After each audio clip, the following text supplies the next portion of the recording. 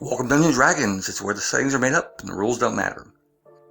In Dungeons & Dragons, there are a lot of very generic and same settings. A lot of places which are rehashes the same character classes, races, and creatures, all doing the same things over and over again. But what if you want to make a world which is truly unique? One that you can put your mark on, one that is very distinct and different from others around you. Usually two powerful tools, reskinning and cutting. Today we're going to explore one of those tools and how you can use it, or to make a game that's truly yours, truly unique, and truly different than all the other games around it. One that feels very unique to you and to your campaign, while at the same time doesn't change any of the rules or the game balance at all. Let's get started.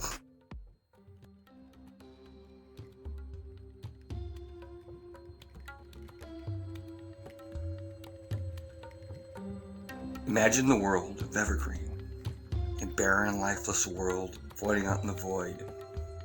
A world where orc refugees are pressed against the ever-advancing machinery of the Dwarven Empire and the last of the Elven Green.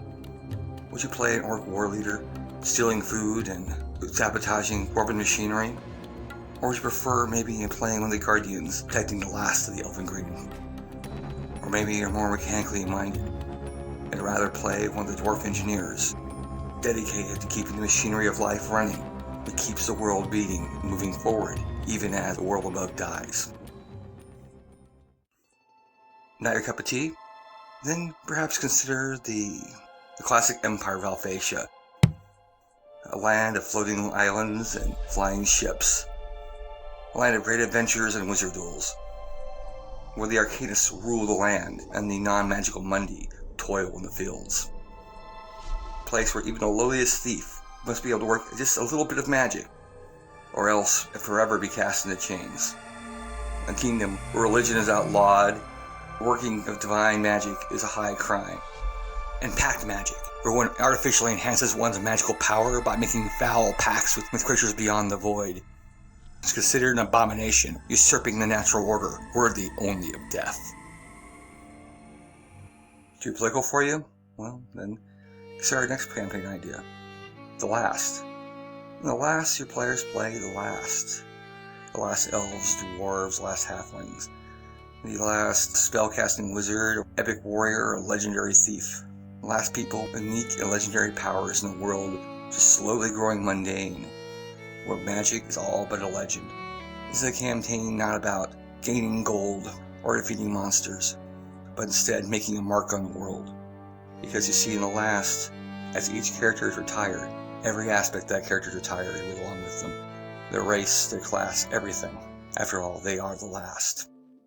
3 ideas and 3 concepts. 3 simple campaign settings. All 3 with built-in conflict and built-in ideas. The most interesting part about it is we made these settings not by adding anything to the game, but by cutting. Removing elements of the game that simply do not match, that would take away focus from the important bits. In Evergreen, we reduced the world down to just 3 basic races: elf, dwarf, and orc. And how those 3 races compete and fight against each other when there's limited resources and there's only just those 3 left behind. In Alphatia, we removed all the classes that weren't magical or magical subclasses, paying focus to a world where only people who cast arcane magic are considered common and normal in day-to-day, where characters like clerics, druids, or even warlocks are considered forbidden fruit, must be turned into the law. And with The Last, we created a world where the players themselves actively decide who will be the last of every character class, every species, every race, making a decision on what mark they want to make in the world before that's simply gone. After all, if you are the very last wizard, who will be remembered more? 1,000 wizards before you, or the very last one who slowed the last dragon and protected a local village? See, by cutting, we do 3 things. 1, we allow to focus on those elements which you have on the characters, being able to go more in depth on them. If you only have dwarves in a dwarven campaign, suddenly those elements that make dwarves different are much more interesting. And I don't mean just between mountain dwarves and hill dwarves, but various clans, various cultures, various occupations become much more important when everyone is a dwarf.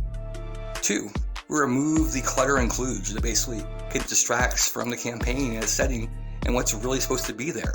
If you're playing in a setting like Conan's Hyboria, you want to have wizards and warriors, you want to have barbarians and thieves, but does a magical bard really fit? How about a ranger?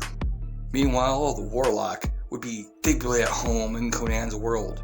Finally, 3, paradoxically, we'd also create a lot of creativity. When you have fewer options, fewer choices, fewer elements, you have to be more creative to use those elements that do exist. Now, could you break your own rules? Could you say play a human in Evergreen? Or play a druid in Alphatia? Play a young apprentice who just out of nowhere comes back to try and revive the ancient wizards after Elamon the Great dies, thereby breaking the past of the last? Of course you can. That's the best part. Because now you have the players helping you write the world. Because if they really want to play that human in Evergreen, a druid in Alphatia, or bring back wizards after you've retired them in the last, they have a very good reason why that character exists. You have to work together how that adds to your story and changes it. By limiting what they're supposed to be able to take and then allowing them to take things later on, you create a much more vibrant and interesting game. And they helped you write it. And just like that, by cutting, not only do you have a setting that's unique to you, that's different from everyone else's game, but you have stories which are being written collaboratively by you and the players together. Now, tell me what kind of worlds you want to create, what kind of worlds you're imagining. We're getting lots of people talking about how this series is inspiring their OSR and OSC campaigns. So, tell us what, in your next game, you plan to cut. Things you want to remove, classes, races, etc. Not because you find them unbalanced or you want to change the mechanics of the game, but because you want to control and manipulate, more importantly, to fine-tune your setting to exactly the world that works and fits best for you. In any case, we're back home and making videos on a regular schedule again. We hope to have the next video out for you as soon as possible. In the meantime, good luck and good gaming.